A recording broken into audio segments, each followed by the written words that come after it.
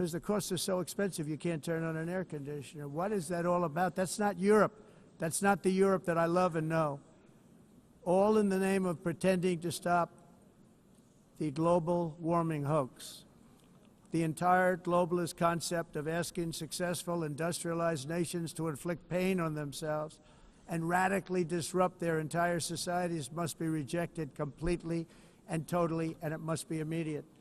That's why in America I withdrew from the fake Paris Climate Accord, where, by the way, America was paying so much more than every country. Others weren't paying. China didn't have to pay until 2030.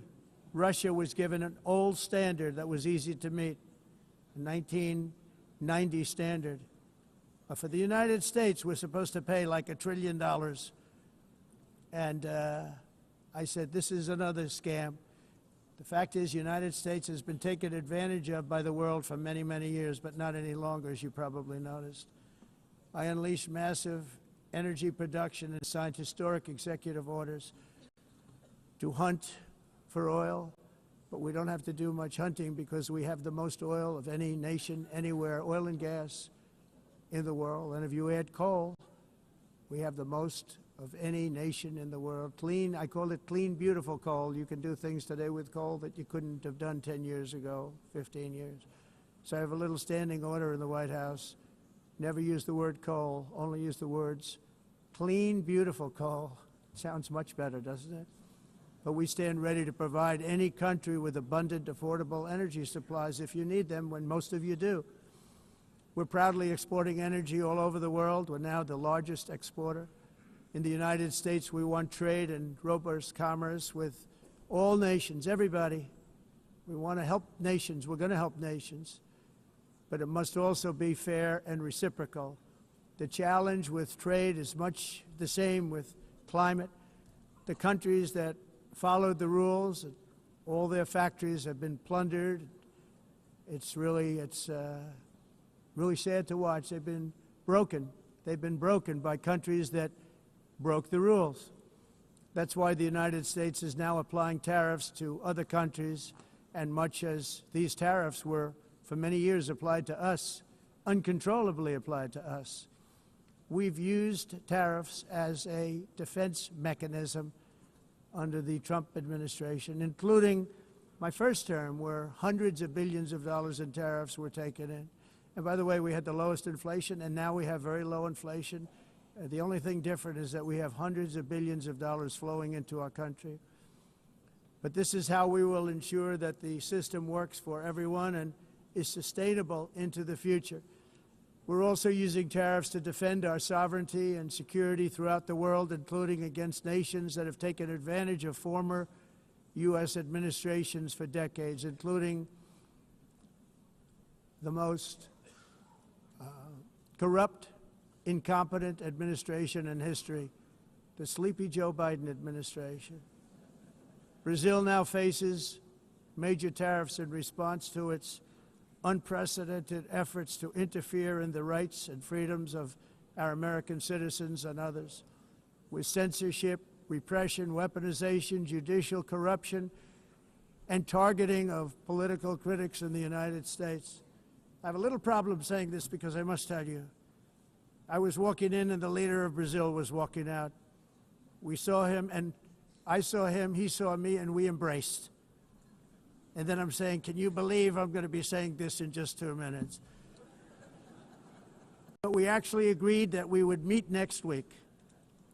We didn't have much time to talk, like about 20 seconds. They were in retrospect, I'm glad I waited because this thing didn't work out too well.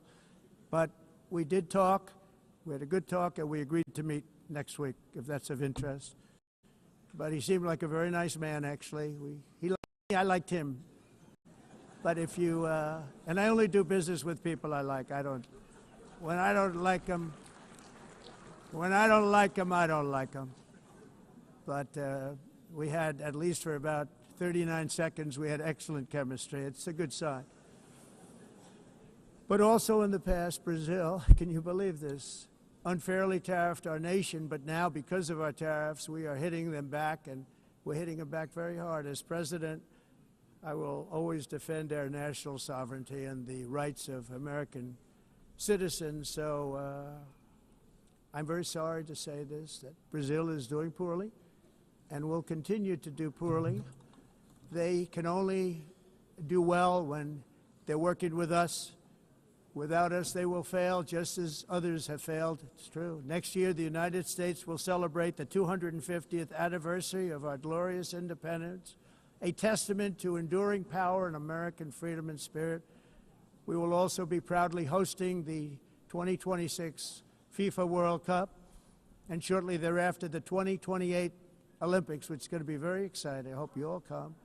I hope that countless people from all over the globe will take part of these will be great celebrations of liberty and human achievement, and that together we all can rejoice in the miracles of history that began in July 4th, 1776, when we founded the light to all nations. And it's something really that an amazing thing came out of that date. It's called the United States of America. In honor of this momentous anniversary, I hope that all countries who find inspiration in our example will join us in renewing our commitment, values, and those values, really, that we hold so dear. Together, let us defend free speech and free expression. Let us protect religious liberty, including for the most persecuted religion on the planet today. It's called Christianity. And let us safeguard our sovereignty and cherish qualities that have made each of our nations so special, incredible, and extraordinary. In closing, I just want to repeat that immigration and the high cost of so-called green renewable energy is destroying a large part of the free world and a large part of our planet.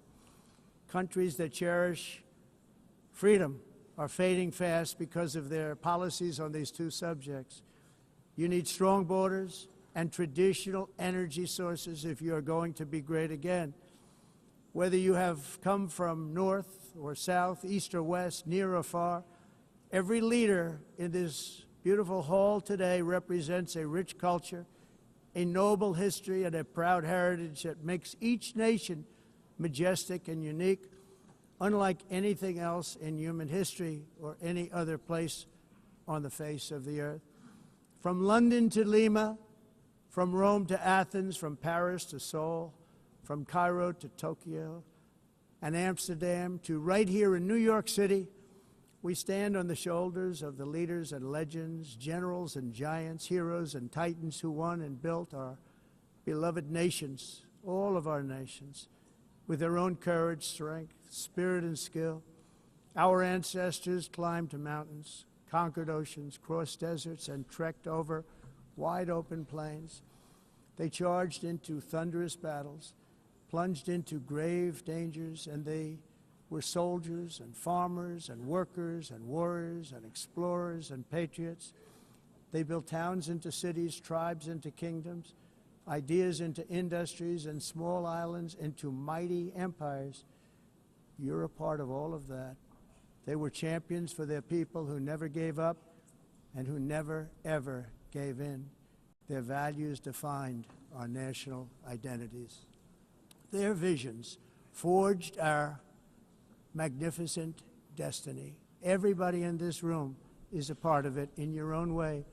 Each of us inherits the deeds and the myths, the triumphs, the legacies of our own heroes and founders who so bravely showed us the way. Our ancestors gave everything for homelands that they defended with pride, with sweat, with blood, with life, and with death. Now the righteous task of protecting the nations that they built belongs to each and every one of us. So together let us uphold our sacred duty to our people and to our citizens. Let us protect their borders, ensure their safety, preserve their cultures, treasure, and traditions, and fight, fight, fight for their precious dreams and their cherished freedoms. And in friendship and really a beautiful vision, let us all work together to build a bright, beautiful planet, a planet that we all share, a planet of peace and a world that is richer, better, and more beautiful than ever before. That can happen. It will happen. It will happen, and I hope it can happen and start right now, right at this moment. We'll turn it around. We're going to make our countries better, safer, more beautiful. We're going to take care of our people. Thank you very much. It's been an honor. God bless the nations of the world. Thank you very much. Bye.